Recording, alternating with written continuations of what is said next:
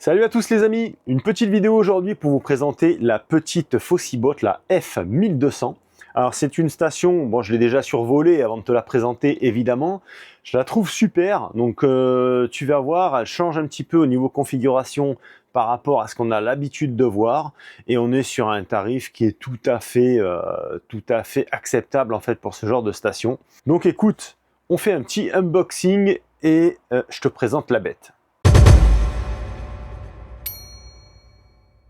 Bon, toujours très bien emballé hein, chez Fossibot, c'est-à-dire que tu reçois un carton et dans ce carton, tu as ce même carton. Donc nous avons déjà une belle petite pochette, comme ceci.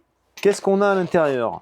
Ah ben écoute, c'est plutôt bien parce que là on a le package complet, c'est-à-dire que tu as le câble 220, le câble XT60 MC4 pour le rechargement solaire et le câble XT60 allume-cigare pour recharger la station en roulant. Donc là, tu as vraiment tout le package. Donc c'est très complet, ça c'est vraiment bien. Nous avons le livret utilisateur qui est en français. Hein, et ensuite, on a la petite Fossibot. Alors je dis petite, mais elle est petite au niveau format, mais au niveau puissance, on est plutôt pas mal. Puisque cette petite Fossibot est capable de te délivrer 1200 watts de puissance de sortie. Évidemment, c'est pas une machine où on va pouvoir faire tourner l'ensemble de mes consommateurs à l'intérieur du camping-car, notamment la clim plus la cafetière, plus le frigo, plus l'ensemble du camping-car, ça va être très compliqué. Maintenant, si tu veux mettre ce type de station pour alimenter un frigo comme le mien, c'est tout à fait possible. Ou alors, pour alimenter une cafetière, machine à espresso, c'est tout à fait jouable aussi. Hein. Au niveau puissance de sortie, chers camarades, on est sur 1200 watts sur l'ensemble des prises 230 volts. Donc ici, on a le raccordement 230 volts, le XT60, le bouton de disjonction si nécessaire. Ici, nous avons comme d'habitude le petit phare qui peut être parfois très utile, ma foi. En venant ici sur le côté, nous avons un ventilateur. Ici, le trou sert uniquement d'évacuation. Donc je pense que là, ça doit aspirer. Hein. Logiquement, vu comment ils sont positionnés, on en a un ici qui aspire. Et là, c'est juste un trou d'aération. Puisque de ce côté-là, vous avez deux ventilateurs qui poussent. Alors souvent on me dit, j'ai pas parlé du bruit au niveau des ventilos. Alors, généralement sur les machines, ça se déclenche pas pour un oui, pour un non. Et moi très honnêtement, pour avoir fait des nuits en plein été avec mon camping-car, avec la grosse Fossibot dans la soute, sous le lit, franchement je l'entends pas.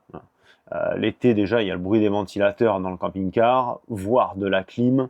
Donc franchement, les petits ventilos, quand ils déclenchent, moi je les entends pas.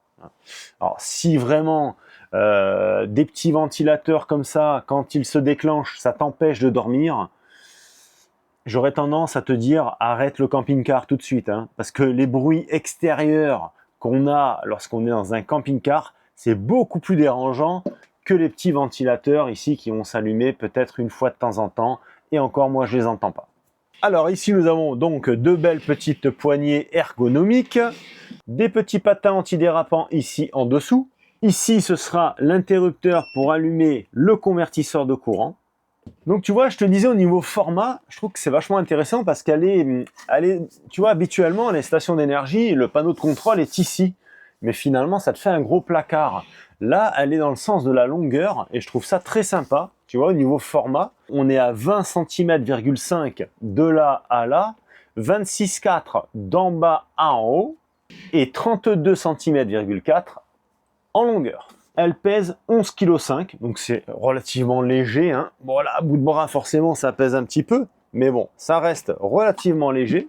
Tu pourras trouver plus léger que ça, hein, sans aucun doute, mais certainement pas avec alors, soit cette puissance ou cette technologie en termes de batterie, puisque forcément on est sur du LiFePO 4 comme sur toutes les Fossibot, avec une durée dans le temps d'une dizaine d'années, soit 4000 cycles environ. Donc tu as le temps de voir venir avec ce genre de bécane, hein, crois-moi. En capacité de batterie, on est à 1024 Wh.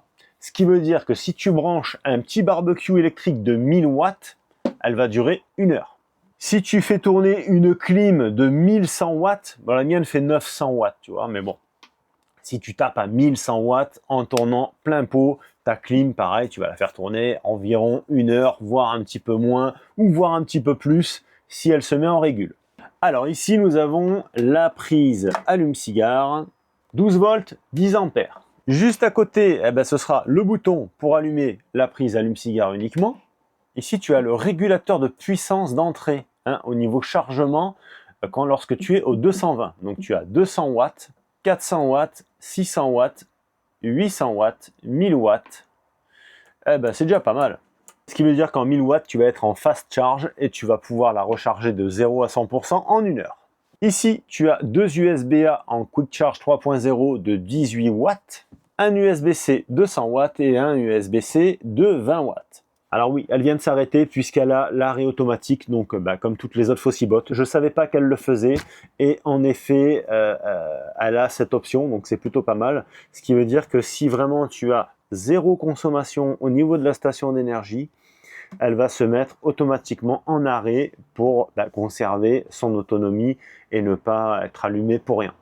Voilà. Après, au bout d'un laps de temps, logiquement, l'écran, pareil, tac, baisse un petit peu au niveau intensité. Ça veut dire que elle se met en pré-éveil, donc elle tourne toujours.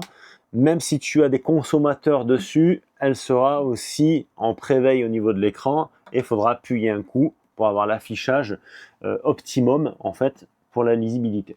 Tu as à l'intérieur donc un régulateur de charge MPPT d'une entrée maximum de 200 watts, ce qui veut dire que tu pourras mettre un panneau solaire de 200 watts. Le régulateur de charge interne gérera tout au niveau de la charge de la station.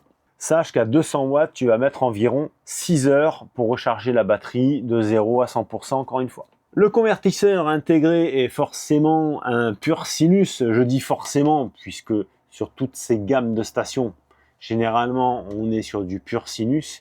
Donc tous les appareils sensibles tels que des ordinateurs, des tablettes, tout ça, ne craindront absolument rien si elles sont raccordées sur cette machine. Alors actuellement sur Geekbuying, elle est à 409 €. 400 balles, la station d'énergie de 1200 watts. Écoute, je trouve que c'est plutôt correct, surtout que on est chez Fossibot, donc au niveau qualité, on n'a pas vraiment de souci à se faire. Au niveau coloris, donc tu as l'option avec le vert comme ceci, que je trouve très sympa, ou alors tu l'as aussi en option toute noire. Au niveau affichage de l'écran, c'est vrai que je t'ai pas fait le descriptif, donc là tu as le in-out. Donc si tu as un panneau solaire et que tu rentres 100 watts de solaire, ça te marquera ici in-out 100 watts. Si en parallèle de ça tu as une consommation de 50 watts, donc ça te marquera 100 watts ici en in qui rentre le solaire, et ici en out-out, ça te marquera 50 watts. Ici, tu as le pourcentage de la batterie en pourcentage, 100%.